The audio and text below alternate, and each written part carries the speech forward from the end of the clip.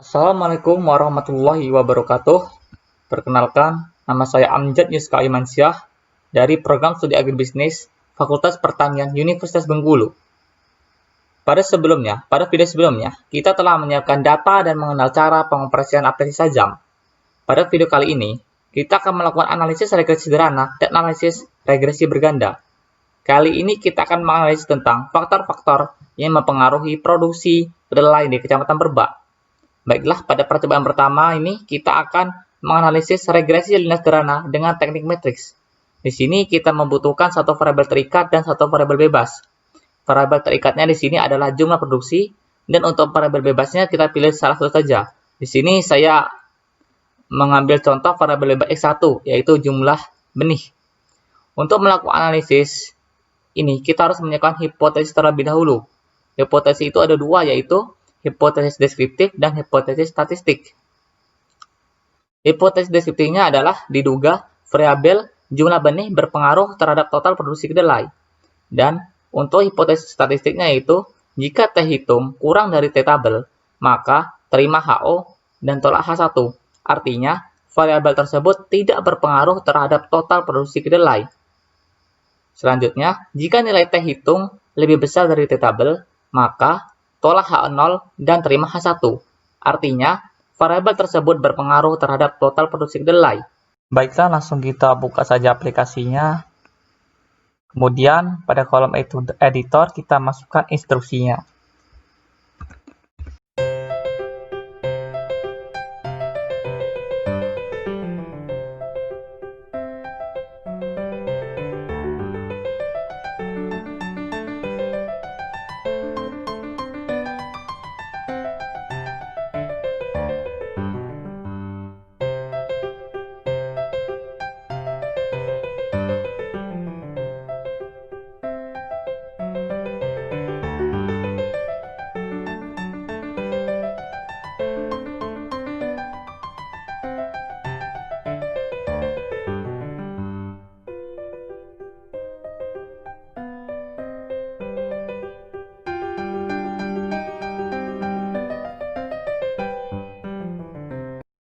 Baiklah, kalau sudah kita masukkan instruksinya seperti ini, langsung kita klik run. Maka hasilnya akan muncul di kolom Sajam. Bila hasilnya seperti ini, berarti sudah benar. Bila ada yang salah, biasanya akan muncul tanda $. Karena hasilnya tidak ada tanda $, berarti instruksi yang kita masukkan ini hasilnya sudah benar semua. Di sini dapat kita lihat bertahap dan nilai bertahap dan errornya. Di sini langsung kita copy saja nilai bertahapnya ke dalam lembar kerja Excel.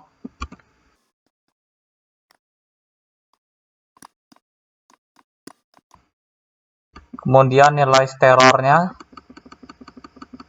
kita masukkan juga dalam lembar kerja Excel.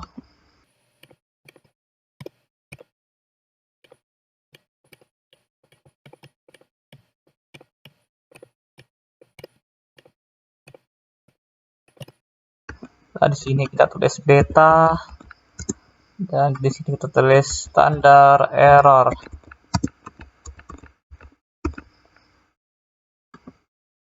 Baiklah, untuk menghitung atau mencari hasil T hitung dari variabel X1 dan stanta, kita masukkan rumus di sini sama dengan beta dibagi dengan standar error. Enter. Jadi ini merupakan T hitungnya. T hitung dari konstantannya didapat adalah negatif 0,08449 dan T hitung untuk variabel X1-nya adalah 14,12061. Baiklah, sebelumnya kita telah membuat hipotesis, yaitu hipotesis deskriptifnya diduga variabel jumlah benih berpengaruh terhadap total produksi kedelai. Untuk hipotesis statistiknya, jika T hitung kurang dari T tabel, maka terima H0 dan tolak H1. Artinya, variabel benih tidak berpengaruh terhadap total produksi kedelai. Dan yang kedua, jika nilai T hitung lebih dari T tabel, maka tolak HO, H0, dan terima H1. Artinya variabel benih berpengaruh terhadap total produksi kedelai. Untuk selanjutnya kita harus mencari T tabelnya terlebih dahulu. Baiklah, ini dia tampilan dari tabel T. Bisa kita lihat di sini ada tulisan two talis test dan one talis test. Berdasarkan hipotesis tes itu yang telah kita buat tadi, yaitu diduga variabel jumlah benih berpengaruh terhadap total produksi kedelai. Oleh karena itu, kita tidak mengetahui arah dari pengaruh variabel tersebut, apakah berpengaruh positif atau negatif. Jadi, kita hanya menguji apakah jumlah benih berpengaruh terhadap jumlah produksi kedelai. Oleh karena itu, kita menggunakan yang two-tailed test. Oleh karena itu, kita fokus ke kolom yang atasnya. Kemudian di sini ada signifikan level, yaitu taraf error atau batas toleransi kesalahan pada penelitian kita. Di sini saya sebagai peneliti, saya memilih batas error sebesar 5%. Oleh karena itu, kita fokus pada kolom yang ini. Selanjutnya, di sini ada degrees of freedom. Cara kita untuk mencari degrees of freedom ini adalah dengan rumus jumlah nomor observasi dikurang dengan variabel dikurang dengan 1. Jadi 40 dikurang 1 dikurang 1 jadi hasilnya 38. Jadi kita cari aja degrees of freedom yang nomor 38 di sini. Nomor 38. Nah, di sini dapat hasil 2024, langsung kita copy saja. Langsung kita copy.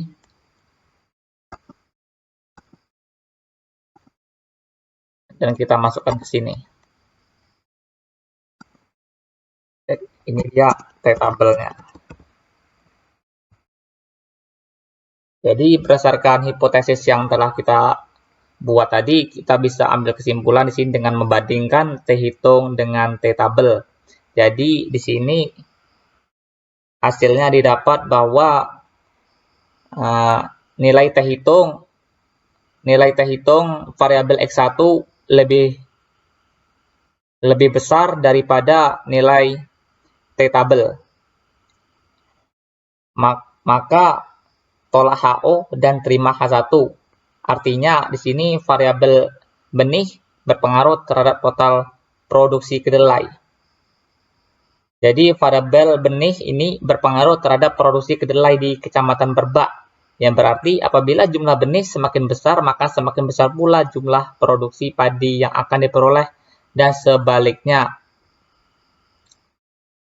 Baiklah, kalau sudah, file instruksi pada analisis sederhana ini bisa kita simpan dengan cara kita copy semua. Pertama kita copy semua dulu di editornya. Lalu kita pindahkan ke Word.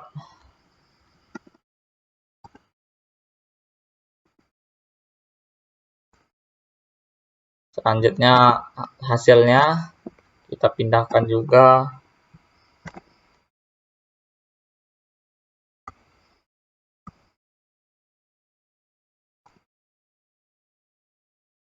Pindahkan ke kolom Word.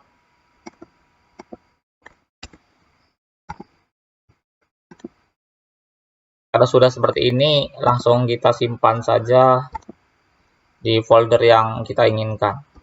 Jika kita belum puas dengan hasil ini, kita bisa mencari variabel lainnya satu-satu. Contoh untuk mencari variabel X2, tinggal kita ganti di sini, ganti X2, lalu klik run. Maka hasilnya akan muncul di sini. Dan jika kita ingin mencari X3, tinggal kita ganti lagi di sini menjadi X3. Lalu klik run, maka hasilnya akan muncul di sini. Tinggal kita pindahkan saja seperti tadi ke kolom Excel. Lalu kita cari T hitungnya. Baiklah, selanjutnya saya akan menganalisis secara berganda. Pada analisis berganda ini, kita melakukan analisis langsung terhadap semua variabelnya. Caranya, kita cukup menambahkan semua variabel yang ada di sini.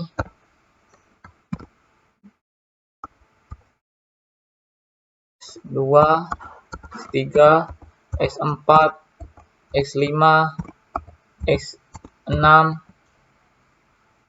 X7, X8, X9, X10, hingga X11.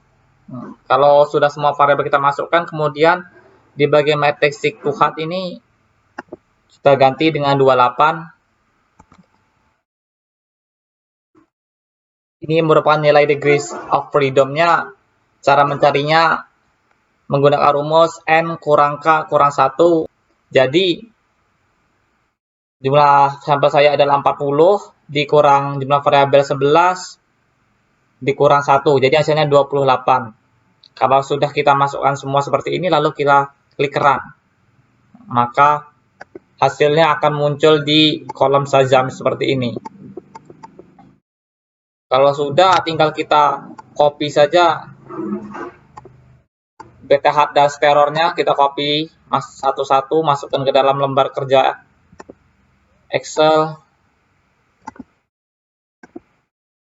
copy satu-satu.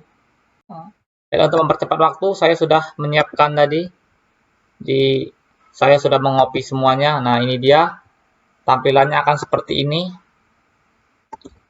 Di sini ada nilai PTH-nya, dan ini adalah standar error-nya.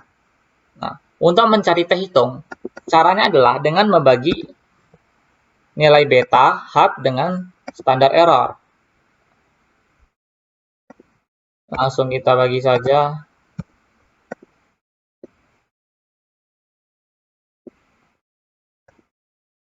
Ini dia hasilnya. Seperti yang sebelumnya kita sudah membuat hipotesis tadi, hipotesis statistik. Jika T-hit hitung kurang dari T-tabel, maka terima HO dan telah 1, artinya variabel tersebut tidak berpengaruh terhadap total produksi kedelai. Dan yang kedua, jika nilai T hitung lebih dari T-tabel, maka tolak HO dan terima 1. Artinya variabel tersebut berpengaruh terhadap total produksi kedelai. Berarti langkah selanjutnya adalah kita mencari T-tabelnya. Kita cari di kolom distribusi T. Degrees of freedom kita adalah 28, jadi langsung kita paste di sini 28. Caranya sama seperti tadi. Kita copy saja di sini, kita pastekan di sini.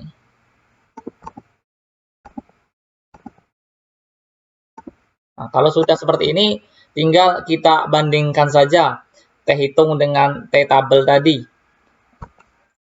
Jadi di sini yang pertama adalah variabel X1 benih, dapat kita lihat bahwa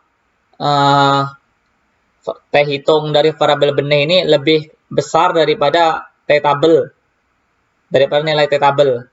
Jadi artinya variabel benih ini berpengaruh terhadap total produksi kedelai. Kemudian di sini pupuk urea, variabel X2 pupuk urea, T hitungnya lebih kecil maka tidak berpengaruh.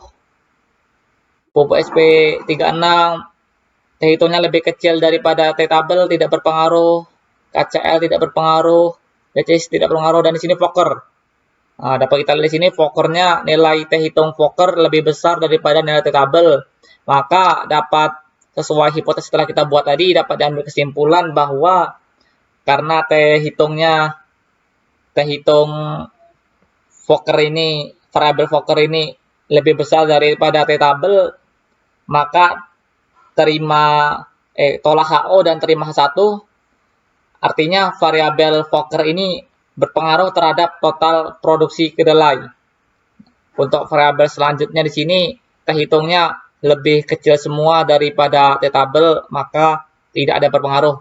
Jadi di sini hanya ada dua variabel yang berpengaruh terhadap total produksi kedelai. Yang pertama adalah variabel benih, dan kedua adalah variabel Fokker. Jadi di sini